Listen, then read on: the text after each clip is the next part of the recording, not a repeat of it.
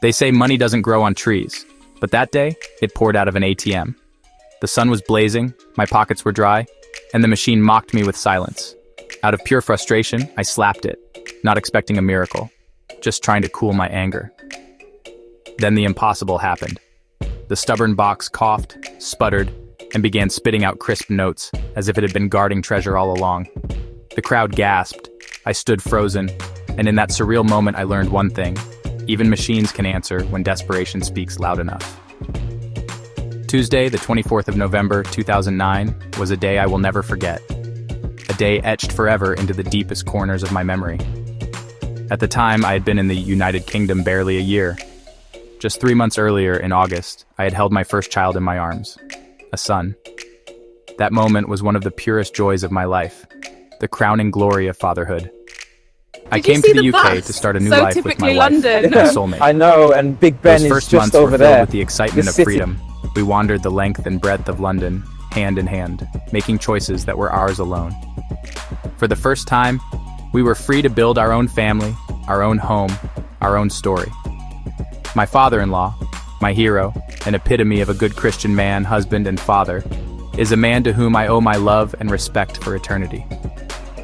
His life stands as a testament to faith, integrity, and devotion, both to God and to his family.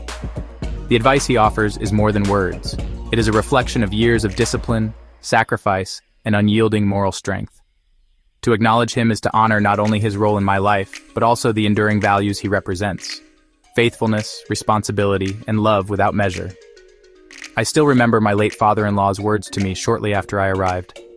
"My son, don't wait to get a big job before you start having children. Don't worry, your children will not die of hunger. You will find work and things will work out. Don't forget to continue your education also." It was reassuring advice, so different from the voices of family who warned me against fatherhood until I had not just a job, but a good job. I clung to his wisdom because faith was often all I had, but 1 year later, life had tested that faith. Yes, I had work, but far from a good job. My first role as a machine operator had slipped through my fingers, and despite my degree as a mechanical engineer and years of professional experience at Cadbury and Pfizer, I found myself reduced to working as a laborer on a construction site in Chelsea. It was perhaps the hardest job I have ever known. The site at Glebe Place was under renovation. There was no space to install cranes, so the work was left to us, myself and 2 men I came to know well, Igor from Lithuania and Bognor from Russia. We became human cranes, dismantling the mansion brick by brick, climbing flight after flight of stairs with bags of rubble strapped to our backs, dumping them into skips below, then climbing again, day after day, like beasts of burden. The pay? £5.50 an hour. Some weeks I made only £44. A man with a wife and newborn son, living on £44 a week. I would stare at my payslip and mutter to myself, "This can't even feed a sparrow." But I endured, because I had no choice. It was the height of the recession. The UK economy had shrunk by more than 6% the year before. Jobs were scarce. I applied for hundreds, maybe over 1,000 positions. The responses were always the same: "You do not have UK work experience." My years at Cadbury and Pfizer meant nothing. Each interview meant losing a day's pay. Each rejection chipped away at my pride. Still, I worked, because a baby was waiting at home. 4 months into the construction job, Tuesday, November 24th came. That bitterly cold morning, we were digging a pit for a new light shaft. Exhausted, I climbed out, but missed my step. My body slammed against the pit wall, and I fell head first. For the first time in my life, I tasted concussion. At Chelsea Hospital, they declared me fine. But what is fine when your soul is breaking? On my way home, I received a call from my wife. Her voice was heavy with despair. We had run out of gas. Only 50 pence of electricity credit was left. The baby's milk tin was almost empty.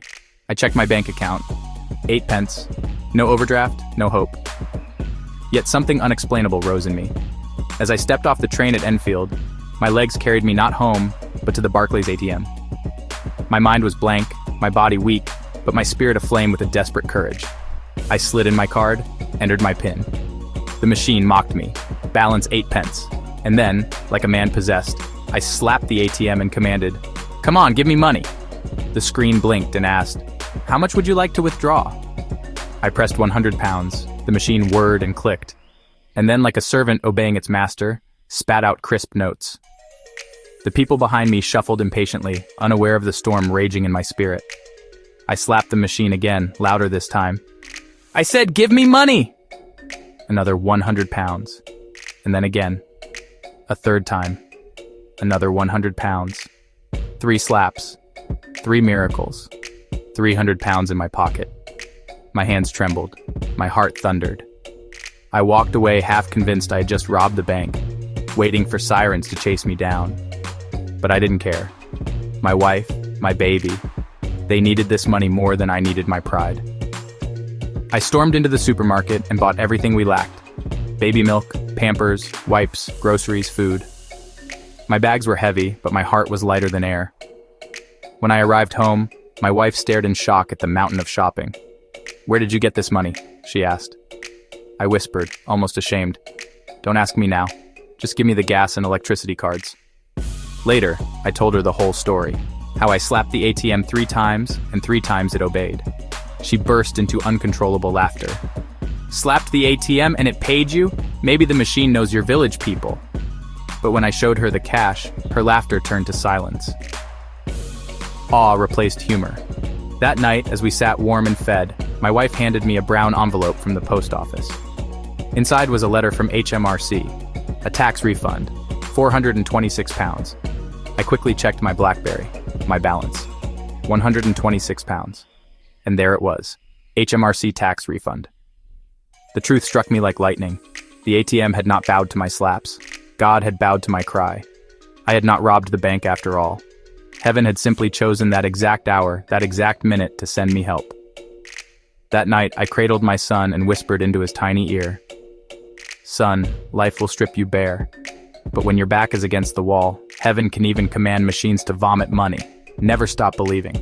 And that, my friends, is how I commanded an ATM to vomit money.